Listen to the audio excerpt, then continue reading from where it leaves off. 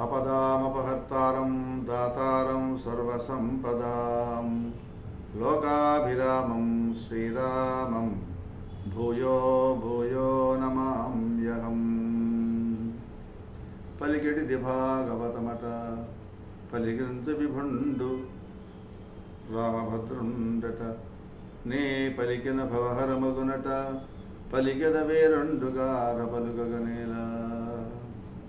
భాగవతము తెలిసి పలుకుట చిత్రంబు సూలికైన తమ్మి చూలికైన విబుధ జనుల వలన విన్నంత కన్నంత తెలియవచ్చినంత తేటబరుతూ.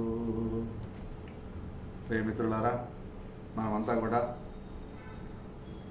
30 ఏళ్ళు 40 ఏళ్ళు ఉద్యోగాలు చేసి పదవి విరమణ చేశాం, అంటే రిటైర్ అయినాం. రిటైర్మెంట్ ఉద్యోగానికి అని కానీ బాధ్యతలకు కాదు కదా. కాబట్టి చేసిన ఉద్యోగాన్ని విరమించుకున్నామే కానీ చేయవలసిన బాధ్యతలను విరమించుకునే పరిస్థితి అంటూ లేదు.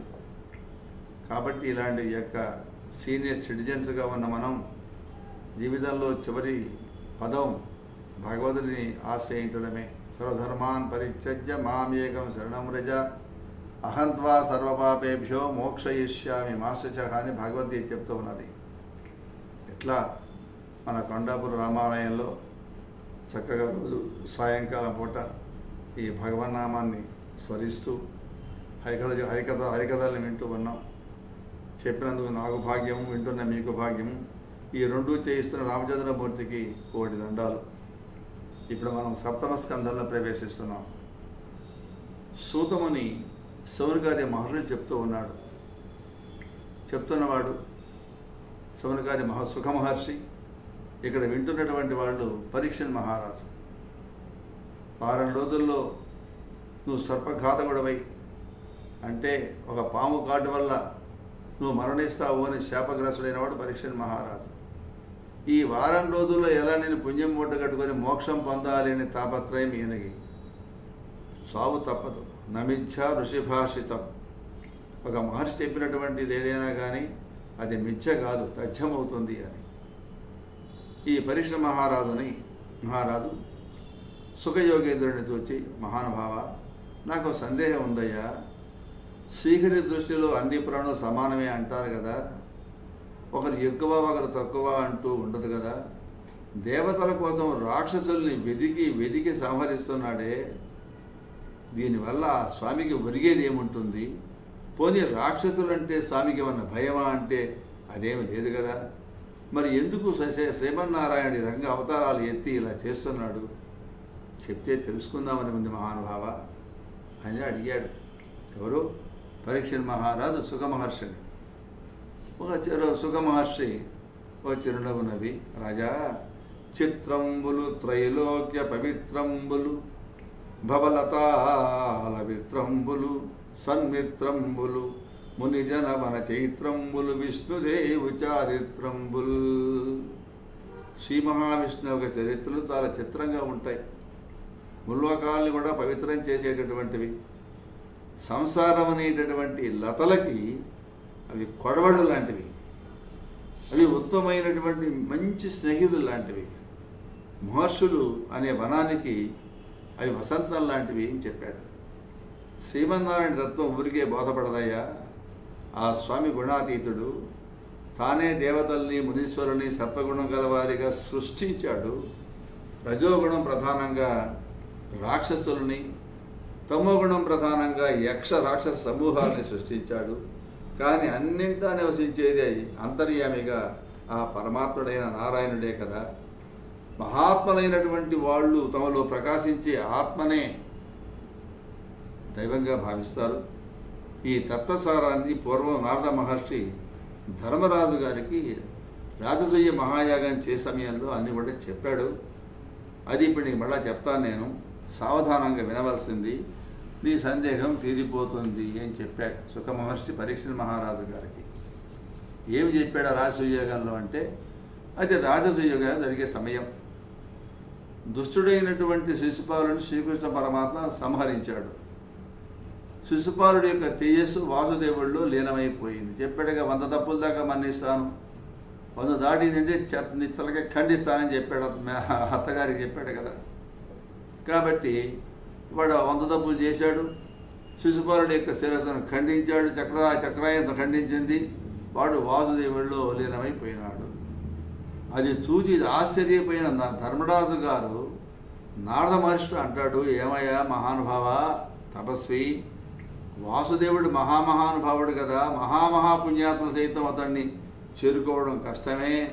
మరి పాపాత్ముడైనటువంటి శిశుపాలుడు వీడి తేజస్సు ఏ రకంగా వాసుదేవుడిలో లీనమైపోయింది, వీడు పాపాత్ముడు కదా, ఎట్లా వాసుదేవుడిని పొందగలిగాడు?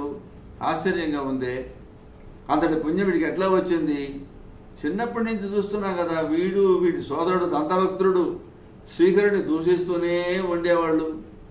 అలాంటిది ఇంత పాపం చేసినటువంటి వీడు పురుగులు పడి చావాలి కానీ జగన్నాథుడిలో ఐక్యం కావడం ఏమిటయా అని అడిగాడు. దానికి నారదుడు అన్నాడు సమాధానంగా, నిందన సత్కారం యకారార్థం కళేవరం ప్రధాన పరయో రాజన్ వివేకేన కల్పితం. ధర్మనందన, భూషణాలు శరీరకే కానీ ఆత్మకు కాదు కదా. నేను నాది అనే భావాలు జీవులకు ఈ దేహం వల్ల కలుగుతున్నాయి. అభిమానమే బంధం. అభిమానం లేకుండా చంపినట్లు కాదు, పాపము రాదు. కర్తృత్వం అంగీకరించినటువంటి వాడికి హింస వల్ల కలిగే పాపం అంటుకోదు. సర్వభూతాలు తానే అయినటువంటి ఈశ్వరుడికి వైషమ్యము వైరత్వం అంటే ఎందుకుంటుందయ్యా?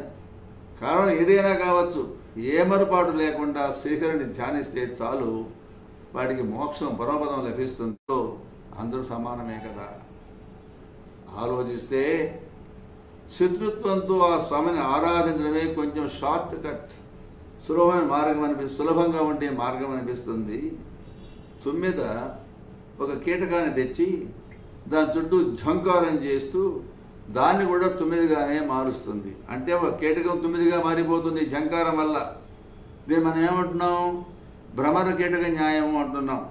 అలాగే కామోత్కంఠిత గోపికల్ భయమనం కంసుండు వైరక్రియా సామగ్రిన్ శిశుపాల మృత్య నృపతుల్ సంబంధులై వృష్ణులన్ ప్రేమన్ మీరలు భక్తిని మునిది క్రింగంటి మెట్లైనను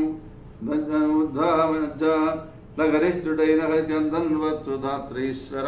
ధర్మరాజా, కామభావంతో అంటే అధికమైన కామంతో గోపికలు భగవంతుని పొందారు, భయంతో కంసుడు పొందాడు, శత్రువుతో శిశుపాలుడు లాంటి రాజులంతా కూడా భగవంతుని పొందగలిగారు. అట్లాగే సంబంధం ఉన్నందువల్ల ఈ వృష్ణి వంశస్థులు ప్రేమతో మీరు అంటే పాండవులు, భక్తితో మేము చక్రైనటువంటి నారాయణ పొందుతున్నాం. కాబట్టి ఎలాగైనా సరే ఏ మార్గంలోనైనా సరే నిరంతరం ధ్యానం చేస్తే చాలు హరిని పొందవచ్చు.